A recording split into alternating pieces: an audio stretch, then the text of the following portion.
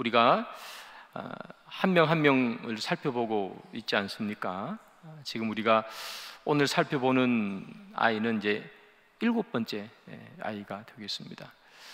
레아의 4명의 자녀가 있습니다. 그죠? 시므온과 그 다음에 르우벤, 그 다음에 르우벤이 먼저네요. 르우벤과 시므온 살펴봤고요.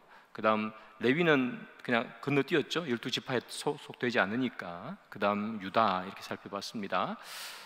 레아가 4명의 자녀를 낳으니까 라헬이 시기를 해서 자기 여종을 자기 남편과 결혼시켜서 아이를 2명을 낳는데, 그 아이가 첫 번째는 단, 두 번째는 납달리, 이렇게 총 6명의 자녀가 태어났고요. 그런 일이 벌어지다 보니까 또 레아가 자기의 여종을 또 자기 남편에게 들여보내서 아이를 낳았습니다. 그 아이가 첫 번째 낳은 아이는 갓이고요. 오늘은 아셀이라는 자녀가 태어나게 되었습니다. 그래서 야곱의 자녀로는 8번째, 우리가 살펴보는 것으로는 이제 7번째가 되겠습니다. 아셀에 대해서 한번 살펴봅니다. 자, 아셀 이름의 뜻은 기쁨이라는 뜻입니다. 기쁘다 하는 그런 뜻입니다. 레아가 자기의 여종이죠, 실바가 아이를 낳고 난 다음에 기쁘다 그렇게 해서 이제 아셀 이렇게 이름을 지었습니다. 그런데 이렇게 생각해봐요. 왜 기쁠까? 레아는 실바가 아이를 낳았는데 왜 기뻤을까? 물론 이것은 기쁘기 때문에 기쁘다 하는 표현도 있고, 또 하나는 이 아이가 기쁜 아이가 되라 하는 그런 의미도 있습니다만, 왜 기뻤을까? 성경에는 사실은 안 나오니까 제가 그냥 혼자 상상해 본 거예요. 이런 것 때문이 아닐까 생각해 봅니다. 지금 레아와 라헬이 무슨 경쟁합니까? 아이 낳기 경쟁하고 있죠. 그래서 자기가 아이를 더 못 낳으니까 자기 여종을 보내서 아이를 또 낳고 있잖아요. 아이 낳기 경쟁하는데, 레아의 여동생인 라헬의 여종인 빌하가 남자를 2명을 낳았단 말이에요. 그런데 레아의 여종인 실바는 몇 명 낳았냐면 1명 낳은 거거든요. 그래서 왠지 자기는 애 벌써 4명 낳았지만 자기들의 여종들이 낳는 자녀들의 개수로 치면 1명 모자라죠. 그래서 이게 뭔지 지고 있는 느낌이었는데, 자기의 여종 이제 빌하가 둘째를 낳았단 말이죠. 그러니까 이제 너무 기쁜 거 아닌가, 저는 이제 그렇게 한번 생각해 봤습니다. 그래서 이게 아이 낳는 것도 경쟁을 해가지고 이거 낳으면 참 기쁘구나 그런 생각을 했어요. 그런데 이제 옛날이나 지금이나 사실 이건 똑같을 것 같아요. 자기의 남편이 다른 여성에게서 아이를 낳는다. 요즘은 사실은 참 용인되기 어려운 이야기지만, 아주 옛날에는 그런 일들이 많이 있었지 않습니까? 많이 있었음에도 불구하고 부인 입장에서 그게 좋은 일은 아니죠. 즐거운 일은 아니지 않습니까? 기쁜 일도 아니고. 그런데 이 라헬 같은 경우에는 여종이 아니라 자기 언니가 낳았음에도 불구하고 질투를 하는데, 여종이 낳았으니까 뭐 그렇게 기쁘겠습니까? 그런데 레아가 하는 말이 기쁘다 그러잖아요. 그러니까 자기 남편을 자기 손으로 자기 여종을 남편에게 보내고, 그리고 아이를 낳았어. 그게 기쁘다라는 게 지금으로도 그렇고 옛날로도 그렇고 제가 생각할 때는 이게 정상적이지 않는다. 왜 이 정상적이지 않는 애도 불구하고 아이가 태어났는데 기쁘다, 아셀 이렇게 표현했는가? 그건 경쟁이 만들어낸 아픔이 아닌가, 그런 생각을 사실은 조금 해봤어요. 여러분, 우리는 때로는 경쟁해야 될 때가 있습니다. 제가 요즘 이렇게 한국 사회를 이렇게 보면, 제가 보는 눈이 별로 없지만 좀 안타깝고 걱정되는 것은 아이들이 경쟁을 엄청 하는 것 같은데 경쟁이 점점점 사라지는 사회를 만드는 것 같다는 생각을 사실은 저는 좀 해요. 뭐냐면 중학교 들어가면 시험을 치는데 성적이 안 나옵니다. 저는 사실은 성적이 나와야 된다고 생각하거든요. 성적이 나가야 자기가 몇 등인지 알죠. 그래 내가 공부를 해야 될지 말아야 될지 알 거 아닙니까? 그래서 제가 보면 지금 우리나라 교육이 다들 이렇게 괜찮아 괜찮아 하는 것 같아요. 근데 괜찮지 않거든요, 사실은. 제가 중학교 처음 들어갔을 때 시험을 쳤어요. 그때는 월말고사가 있고 중간고사가 있고 기말고사가 있었습니다. 제가 초등학교 때까지 정말 공부 하나도 안 하고 그냥 놀았거든요. 놀았음에도 불구하고 제가 머리가 너무 뛰어났는지는 모르겠지만 시험 치면 수도 있었어요. 우도 끼어 있고요. 미도 있었지만 양은 없고 간은 없었거든요. 그래서 저는 뭐 내가 공부 잘하는가 보다 뭐 그렇게 생각하고 살았는데 중학교 가서 첫 시험을 쳤습니다. 3월 달에 월말고사죠. 시험을 치니까 그때 우리 반이 66명인가 67명이었어요 1등부터 꼴찌까지 성적이 쫙 나오는 거예요. 제가 깜짝 놀랐어요. 제 성적 보고. 몇 등인 줄 아세요 혹시? 제가 잘해서 깜짝 놀란 게 아니고 제가 못해서 깜짝 놀랐어요. 왜냐하면 공부를 한 번도 해본 적이 없었기 때문에. 중학교 가서도 공부해야 된다는 생각을 제가 해본 적이 별로 없거든요. 3월 딱 시험 쳤는데 66명인가 7명 중에 42등을 했어요. 엄청 못한 거 아닙니까? 그죠? 저는 내 뒤에 그래도 20명이나 있어 이런 생각도 하시긴 했었는데 제가 그걸 보고 충격을 먹었어요. 내가 반도 안 되네? 최소한 반은 돼야 될까? 내보다 잘하는 애보다는 못하는 애가 많아야지. 그런 생각을 사실은 그때 해서 4월 달부터는 그래도 하루 이틀 전에 공부는 좀 하고 그렇게 시험을 쳤거든요. 그 사람이 이제 성적이 나오고 하면은 이걸 보고 이제 내가 열심히 해야 되겠다 이런 생각도 하고 또 성적이 만약에 안 나오면 나는 공부가 적성이 아니고 다른 게 적성인가 보다 그렇게 찾아가는 것도 있고 그렇잖아요. 요즘 교육은 그런 게 없는 것 같아요. 그래서 사실은 이 교육이 제대로 되려면 경쟁이 좀 필요한 거 아닌가 생각을 해요. 근데 이제 경쟁이 너무 하다 보니까 막 사교육 막 하고 이건 좋은 것 같지는 않아요. 그래서 제가 중학교 다닐 때 고등학교 다닐 때처럼 그냥 학교에서 이렇게 다들 이렇게 가르치고 그 안에서 열심히 경쟁하면 좋겠다 그런 생각을 사실 좀 해봤는데요. 어쨌든 경쟁이라는 게 이렇게 자기를 성장시키는 경쟁, 운동선수들 같은 것들 은메달 땄으면 다음에 금메달 따야지 이런 경쟁은 너무 좋은 거죠. 그런데 지금 레아와 라헬이 하고 있는 경쟁은 그 경쟁이 아니죠. 자기를 성장시키는 경쟁이 아니라 다른 사람을 깎아 내리는 경쟁이죠. 너가 내보다 못해. 그래서 이 경쟁이 왜 발생하느냐? 그것은 지금 레아와 라헬 사이에 서로를 깎아내리기 위해서 하는 경쟁이더라. 그건 좋지 않더라. 그러니까 다른 여인을 자기 남편에게 주고 아이를 낳으니까 기뻐하는 이 말도 안 되는 웃지 못할 상황이 벌어지는 것이죠.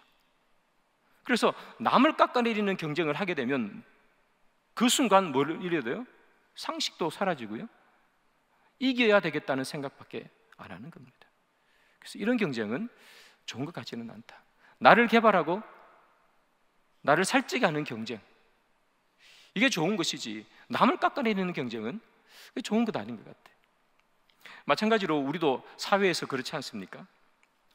사회에서 우리가 늘 경쟁하는 사회에서 살아가는데 직장이든 가게든 마찬가지입니다. 내 옆에 가게보다 내 가게가 더 좋아야지. 다 옆에 있는 가게를 보면서 내 가게를 더 멋지게 꾸미고 음식을 더 맛있게 만들고 상품을 더 좋은 걸 팔고 그게 좋은 거죠. 상대방 가게를 막 요즘 별점 테러 그러지 않습니까? 인터넷에 별점 테러하고 악담을 퍼붓고 나쁜 소문 내고 이렇게 해서 내가 올라가는 건 그게 성경적이지는 않은 것 같아요. 그래서 우리가 세상에서 경쟁할 때도 마찬가지입니다. 여기 뭐 학생들도 있고 다 있지만 하나님께서 원하시는 경쟁은 상대를 깎아내리는 경쟁이 아니라 내가 성장하는 경쟁을 하나님은 원하신다. 그런데 오늘 레아와 라헬은 그게 아니죠. 그러니 딴 여자에게서 애 나왔는데 막 기뻐하고 그러는 거예요. 이상하게 되는 거예요. 교회도 마찬가지인 것 같아요. 우리 교회 안에 여러 부서가 있고 여러 기관이 있지만 우리 부서가 잘 해야지 하는 그것은 얼마나 좋습니까? 그러나 그게 엉뚱하게 그 경쟁이 붙어가지고, 예를 들면 우리 중등부 고등부 같이 있지만 중등부가 고등부를 보면서 우리는 저 고등부보다는 고등부를 꺾어야지, 이런 생각으로 뭔가를 한다는 것 자체는 그건 그렇게 좋은 것은 아니다. 그래서 나를 발전시키는 경쟁이 필요한데 여기 레아와 라헬은 그렇지 않더라 하는 거예요. 그래서 이 레아가 자기 여종이 아이를 낳으니까 뭐라 그랬어요? 기쁘다 이렇게 해서 아셀 이렇게 붙였습니다. 자, 그래서 아셀의 이름의 뜻은 무슨 뜻이냐면 기쁘다라는 뜻이에요. 기쁘다. 자, 그런데 이 기쁘다라는 뜻은 사실은 원문의 의미에서 보면 조금 약하게 번역된 것입니다. 좀 더 정확하게 원문에 맞게 표현하면 축복이라는 뜻이 됩니다. 그래서 아셀은 축복의 아이라는 뜻이 되겠습니다.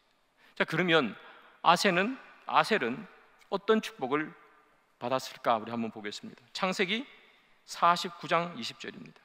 우리 한번 다 같이 읽습니다. 시작. 아셀에게서 나는 먹을 것은 기름진 것이라 그가 왕의 수라상을 차리리로다. 자, 아셀에게서 나는 먹을 것은 기름진 것이라 그가 왕의 수라상을 차리리로다. 아셀은요, 이스라엘 12지파가 땅을 분배받는데 어떤 땅을 분배받느냐? 제일 기름진 땅을 분배받습니다.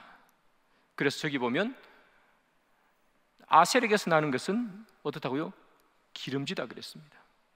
그리고 그게 너무 상품이 좋으니까 그 상품이 어디에 올라가요? 왕의 수라상에 올라갑니다. 너무 극상품의 그 물건이, 농작물이 나오는 것이죠. 그래서 이 아셀 지파가 받은 땅이 어디냐? 지도를 한번 보겠습니다. 여러분, 저기 왼쪽 편 위쪽에 이렇게 길게 빗금 쳐져 있는 부분 보이시죠? 저기가 아셀 지파가 받은 땅이에요. 저 아셀 지파가 받은 땅을 보시면 지중해랑 붙어 있죠. 그래서 저곳에는 너무 기름지고 너무 땅이 좋아서 밀 또는 포도, 올리브 같은 것들이 많이 생산됐답니다. 그래서 저 땅은 거기에다가 옆에 바다도 있잖아요.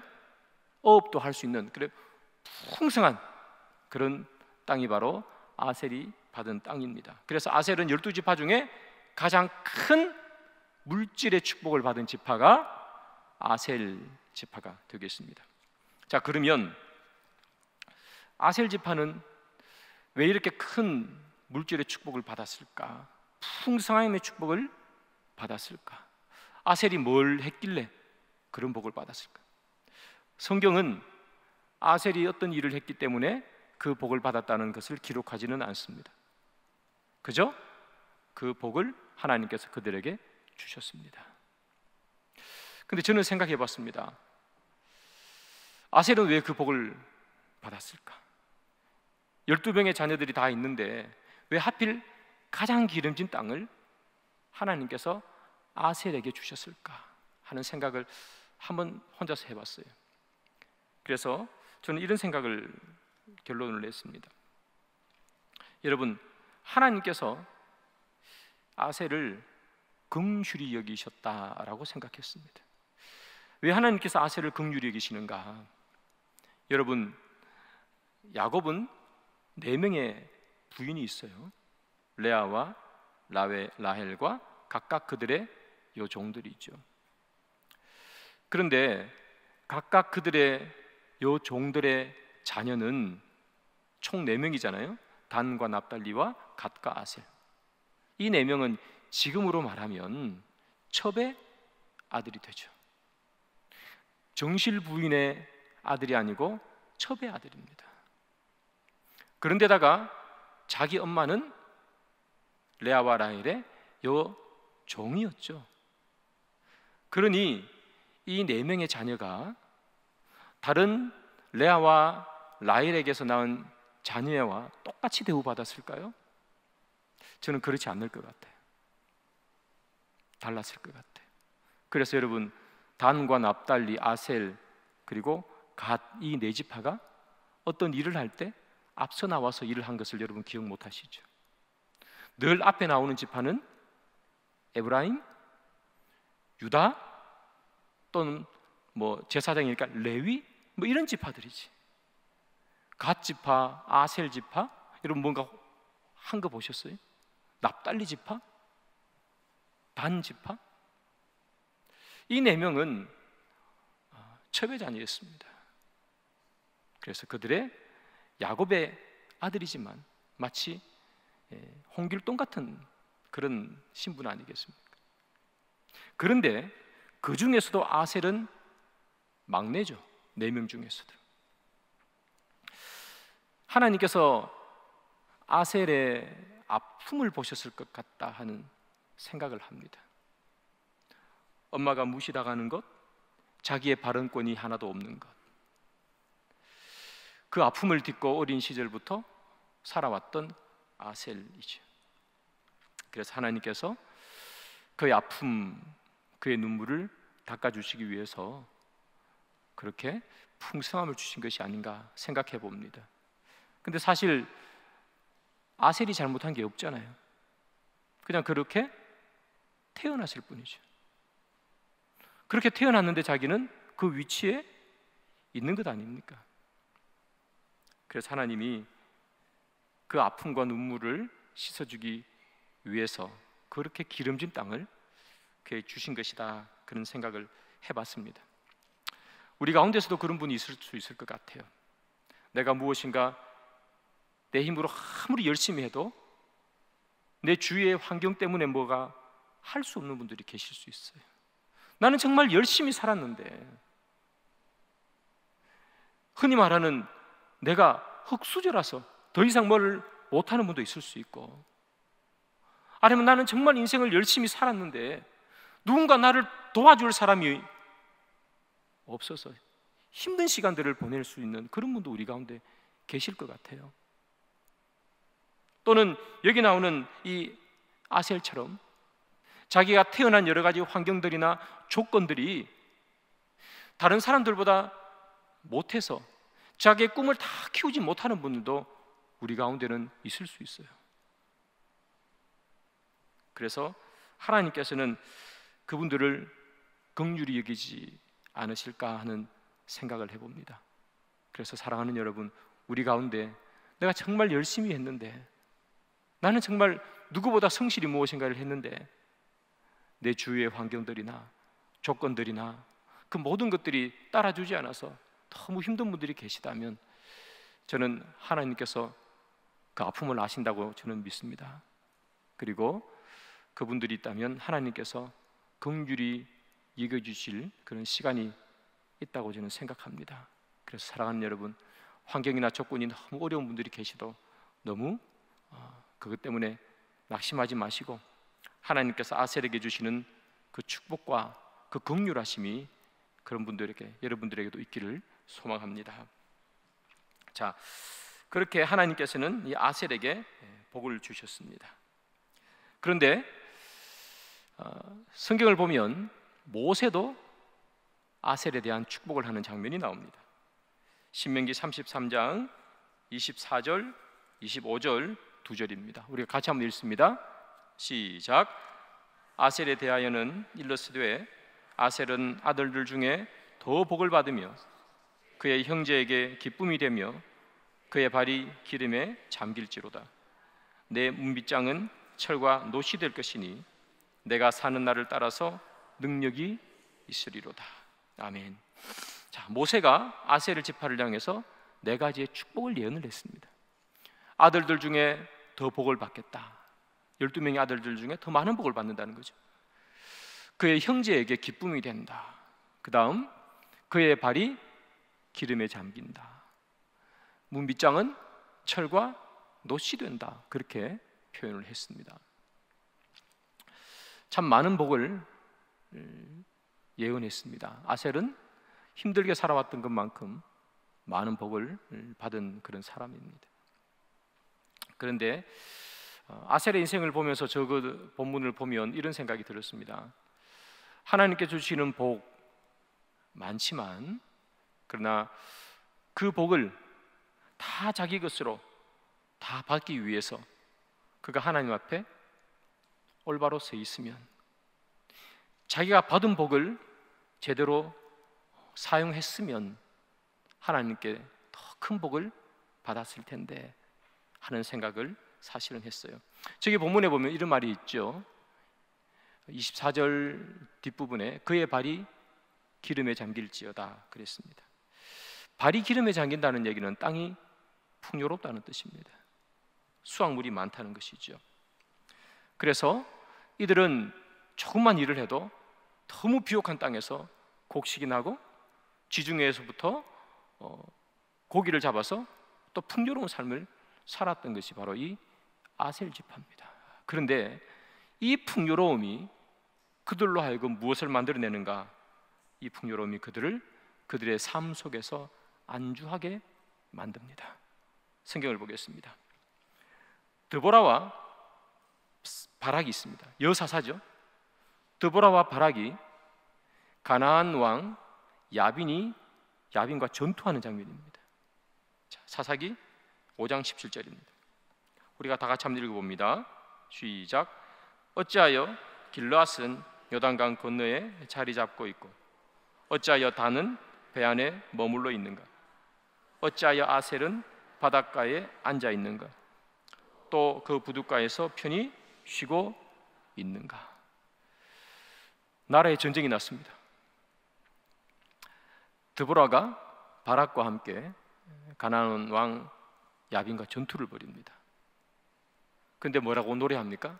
아셀은 바닷가에 앉아 있는가? 부둣가에 편히 쉬고 있는가? 아셀 지파는 전투에 참여하지 않습니다. 왜 전투에 참여하지 않겠습니까? 이유는 그거죠. 내가 거기 굳이 가서 뭐 하겠냐는 거예요. 나는 풍족하고 가진 것에 어려움이 없고 나는 지금도 행복하다는 거예요. 굳이 그 전쟁터에 가서 내 목숨을 걸고 싸울 필요가 없다 하는 겁니다. 여러분, 아셀은 작은 지파예요. 그럼에도 불구하고 하나님께서 그에게 많은 복을 주셨습니다. 정말 큰 물질의 복을 주셨습니다. 그런데 하나님께서 그에게 주신 그 복을 나누지 못하고 뭐 하는 거예요? 그냥 그 자리에 앉아 있습니다. 부둣가에서 편히 쉬고 있는가? 그러지 않습니까? 나라와 전쟁이 났는데 우리나라는 상관없다는 거예요. 동족이 죽어도 상관없고 목숨이 날아가도 상관없다는 거예요. 나는 내가 가진 것 이것만 지키면 된다는 거예요. 그들도 가서 싸웠어야죠. 그들도 가서 가나안 왕 야빈과 싸워야죠. 같이 지켜야죠. 그런데 그들이 가진 것이 풍요로우니까 이 풍요를 손에 놓고 싶지 않았습니다. 그래서 그들은 그 전쟁터에 참여하지 않습니다. 풍요로움이 그들을 이기적으로 만들어버렸습니다. 풍요로움이 그들을 현실에 안주하게 만들어버렸습니다. 하나님께서 그들을 긍휼히 여기셔서 복을 많이 주셨는데 그 받은 복 때문에 오히려 하나님을 위해서 함께 힘을 합쳐서 공동체를 위해서 싸워야 되는데 싸우지는 않고 그 복만 붙들고 있더라는 거예요. 그게 아셀 지파였습니다. 나눴어야지. 지키다 보니까 싸우지 않는 겁니다. 그들이 하나님께 주신 것을 가지고 서로 나누었었어야죠. 그렇게 곡식이 많으면 군량미라도 보내든지 함께 전투에 참여해서 공동체를 위해서 함께 그들의 풍요로움을 나라를 지키는 데 썼어야죠. 그런데 그들은 나누지 않고 지키는 데 열중했습니다. 사랑하는 여러분, 하나님께서 우리에게 각자의 복을 주셨습니다. 아셀에게 주신 것처럼 물질의 복을 받은 분도 계실 것이고 또 다른 여러 가지 복을 받은 분도 계실 것입니다. 그 모든 것들은 왜 하나님께서 우리에게 복을 주셨을까? 하나님께 주신 복을 가지고 서로 나누어 공동체를 아름답고 튼튼하게 만들기 위해서 하나님께서는 우리에게 복을 주신 겁니다. 여러분이 물질의 축복을 받았다면 그 물질의 축복을 가지고 이 어려운 사람들을 돕고 이 교회 공동체를 함께 세워나가는 데 물질을 써야 하는 거예요. 여러분들이 물질의 축복이 아니라 또 다른 축복, 지혜의 축복을 받았다면 나 혼자 똑똑하게 살아가는 것이 아니라 힘들고 어렵게 살아가는 사람들께 지혜를 빌려줄 수 있어야 된다는 거예요. 내가 튼튼한 육신의 건강한 축복을 받았다면 내가 오래 사는 것으로 만족하는 것이 아니라 내 이 건강한 것으로 교회를 위해서 봉사하고 육신이 약한 분들을 봉사하는데 공동체를 위해서 써야 한다는 거예요. 근데 아셀은 뭐 하는 거예요? 바닷가에 앉아 있는가? 부둣가에 편히 쉬고 있는가? 자기 거를 지키는데 골몰했어요. 하나님이 우리에게 주신 것은 쓰라고 주신 것이, 지키라고 주신 것이 아니라는 사실을 기억해야 합니다. 아셀 지파는 물질의 축복을 받았지만 그것을 지키느라 동족을 등한시합니다. 그래서 어떤 일이 벌어질까요? 여러분, 땅이 기름지다는 것 너무 좋은 일이죠. 근데 반대로 하면, 여러분 아까 지도에서 보셨지만 왼쪽에는 지중해가 있고 이스라엘 땅이 그렇습니다. 여러분, 남쪽으로 내려갈수록 계속 사막, 구릉지대가 나옵니다. 북쪽으로 올라갈수록 비옥한 땅이 나옵니다. 그래서 이 아셀 지파가 받은 그 땅은 너무나 비옥하고 옆에 평야가 있고 바다도 있는 그런 땅을 받았습니다. 너무 좋은 땅을 받았습니다. 그런데 너무 좋은 땅을 받았다는 것이 축복이지만 그것이 그 공동체를 위해서 사용하지 않을 때 어떤 화가 되는 줄 아세요? 그 비옥한 땅을 차지하기 위해서 수많은 적군들이 공격하는 거예요. 여러분 아까 아셀 지파 지도에서 보셨지만 제일 북쪽에 있죠. 이방 민족이 끊임없이 그 땅을 차지하기 위해서 공격하는 거예요. 그래서 모세가 어떤 축복을 예언했습니까? 아까 신명기 34장, 33장 24, 25절에 보면 이런 본문이 있어요. 저기 25절을 보시면 이렇게 되어 있습니다. 내 문빗장은 철과 놋이 될 것이니라고 했어요. 내 문빗장은 철과, 문이 철과 놋이니까 함부로 열 수 없을 거 아니에요, 그죠? 너무 무겁고 탄탄하니까. 그런 것처럼 이 아셀 지파는 제일 북쪽에 있으니까 이 저 위에 있는 이방 족속들이 이스라엘을 침범할 때 문빗장, 철과 놋으로 만든 문빗장이 되어서 꼭꼭 지켜라, 이런 의미도 있을 것이고, 그리고 아셀 지파 자체가 문빗장이 되어서 다른 이방의 침입을 받지 말아라, 그런 뜻일 것입니다. 그렇게 축복을 한 거예요. 그런데 그 축복이 이루어져요, 안 이루어져요? 동족을 위해서 아무것도 하지 않는데요, 하나님께서 준 축복은? 그럼 이 축복이 이루어질까요? 자기가 받은 것을, 하나님께서 받은 그 아름다운 땅, 그 땅에서 편안히 먹고 사느라 동족이 지금 전쟁터에서 죽어가는데 바닷가에서 놀고 있는데 이 축복이 주어질까요? 그래서 가장 비옥한 땅에 가장 많은 적군이 침입하는 거예요. 그래서 수도 없이 이 땅을 뺏기게 됩니다. 그것이 아셀 지파예요. 물질의 축복, 기름진 땅의 축복, 그것이 그들에게 시간이 흘러서 화가 되었습니다. 하나님께서 우리에게 주신 축복도 마찬가지입니다. 주님이 주신 우리에게 축복, 여러분들에게 주신 많은 달란트들, 그것들을 내 것을 지키는 데 쓰면 그것은 복이 아니라 화가 됩니다. 그러나 그것을 사용할 수 있으면 그때 그것이 진짜 복이 되는 줄 믿습니다. 아셀이 그것을 보여주는 것이죠. 그래서 이 아셀 지파를 보면서 복이 무엇인가 하는 생각을 다시 해봤습니다. 복이 뭔가? 여러분, 설교를 시작할 때 이 아셀 이름의 뜻이 기쁨이라기보다는 축복이라는 말에 더 가깝다, 그런 말씀을 제가 드렸습니다. 아셀 히브리어 원래 발음은 아쉐레라고 부릅니다. 이 아쉐레라는 이 단어는 구약 성경에 총 45번이 나옵니다. 그 중에서 27번이 축복이라는, 복이라는 그런 단어로 번역이 되었습니다. 가장 우리가 잘 아는 유명한 번역이 바로 시편 1편입니다. 시편 1편 1절, 2절, 우리 두 절을 다 같이 한번 읽습니다. 시작. 복 있는 사람은 악인들의 꾀를 따르지 아니하며 죄인들의 길에 서지 아니하며 오만한 자들의 자리에 앉지 아니하고 오직 여호와의 율법을 즐거워하여 그의 율법을 주야로 묵상하는 도다. 복 있는 사람 할 때 저 단어가 바로 아쉐레 아셀입니다. 축복입니다. 어떤 사람이 복이 있는 사람이라고 성경은 말하고 있습니까? 발이 기름에 잠기는 게 복입니까? 복이지요. 하나님께 주셨으니까 당연히 복입니다. 그런데 그 복이 되고 그 복을 유지하기 위해서 뭘 해야 되는가를 성경은 이야기하죠. 먼저 복을 받을 만한 사람이 되어야 되는 거예요. 저기 본문 1절에 보시면 이렇게 되어 있습니다. 복 있는 사람은 악인의 꾀를 따르지 아니하며 라고 되어 있습니다. 악인의 꾀는 생각이겠죠. 그 다음 죄인의 길에 서지 않는다라고 말했습니다. 길이라는 것은 방향을 말하겠죠. 방향성입니다. 오만한 자들의 자리에 앉지 않는다라고 말했습니다.